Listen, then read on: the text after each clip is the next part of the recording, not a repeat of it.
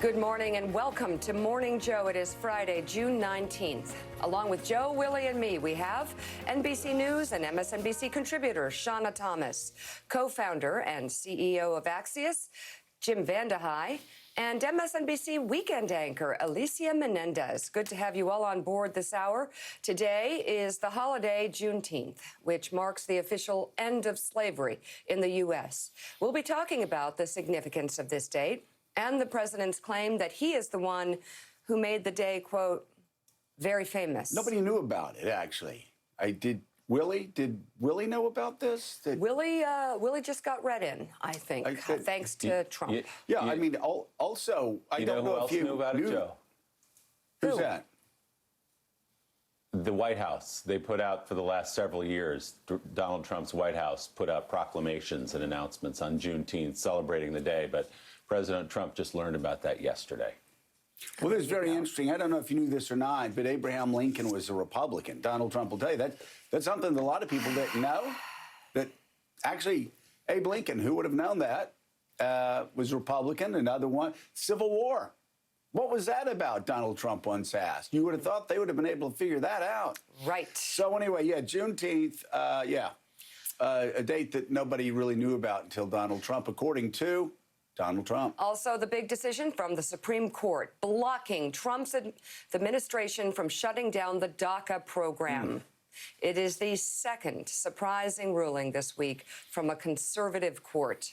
So President Trump also continues to tear into his former national security advisor. Who gets him these people? John Bolton, in a series of tweets yesterday, denouncing the bombshell revelations made in Bolton's forthcoming book. Trump called the book a, quote, compilation of lies and made-up stories, all intended to make me look bad. Just trying to get even for firing him like the sick puppy he is. Wow, who Some picked projecting that guy? there. The president later raged on, once again calling his former cabinet member a, quote, wacko for his handling of nuclear peace talks with North Korea. And, you know, ABC's Jonathan Karl, Willie, points out the trend of Donald Trump bashing his former employees. About Jeff Sessions, his former AG, said, quote, he's not mentally fit to be attorney general. He said that while he was making fun of Alabama. On Rex Tillerson, his former Secretary of State, he called the former Exxon CEO, quote, dumb as a rock. Oh, good, yeah. On Jim Mattis, who he picked as his SecDef, the world's most overrated general. And now on John Bolton, his former national security advisor, a disgruntled, boring fool who only wanted to go to war. Yes, the same man Donald Trump selected himself. A CBS reporter asked Trump why he kept making these terrible hires.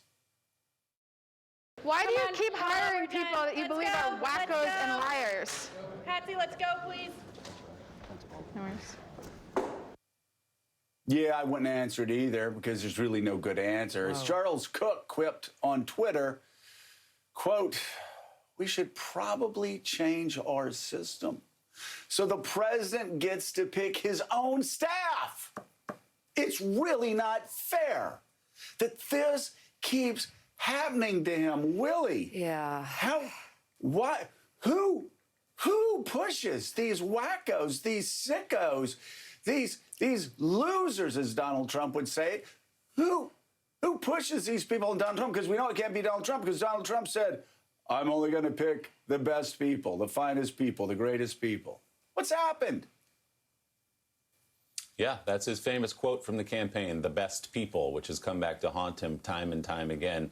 These are people who've been respected inside Washington, people he will say he was told to hire. Not exactly a profile in courage when you stand up there and say, hey, it wasn't my fault. I didn't know anything about this guy. I learned later he was a wacko, then I fired him like a dog. That seems to be the pattern that comes with this. But these are each one of these people, down to General James Mattis, is someone that came highly recommended to him, and he is now a victim of those recommendations, according to his logic.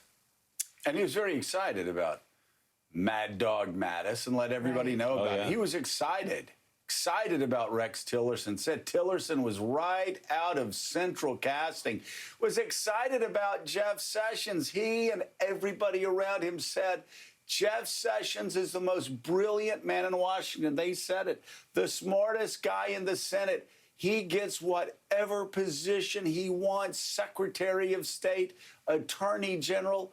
They couldn't say enough nice things about Jeff Sessions until Jeff Sessions actually recused himself because the law required him to do it. Any lawyer, certainly the ethics of the legal profession required him to do it. Any lawyer other than his Roy Cohn would have done it themselves. 2 new polls show President Trump continuing to trail Joe Biden nationally. The latest Quinnipiac University poll has Biden up 8 points, 49% to Trump's 41%. Biden holds sizable leads among black voters, women, white voters with a college degree, and Hispanics. Trump leads among men overall, white voters without a college degree. Biden also leads the president in the Q poll by 8 points among voters 65 and older.